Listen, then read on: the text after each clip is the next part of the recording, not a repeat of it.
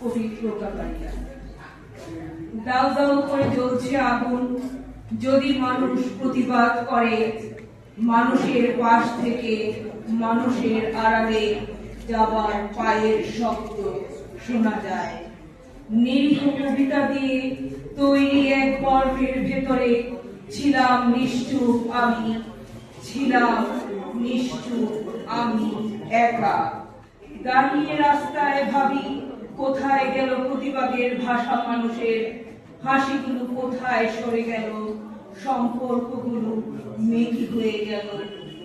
আরো এক নবজাগরণ আমাদের শেষ হলো না।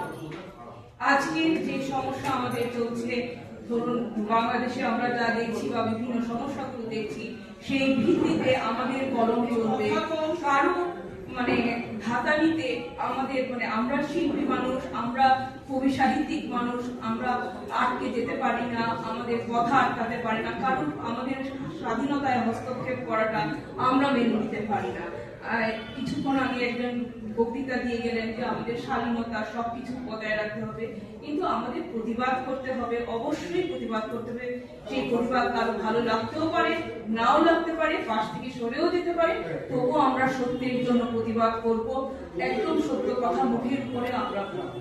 আমরা শিল্পী, সাহিত্যিক, কবি, আমাদেরকে বেঁধে রাখার জন্য কেউ আসেনি, আমরা সত্যের জন্য লড়াই করব। নমস্কার, ধন্যবাদ।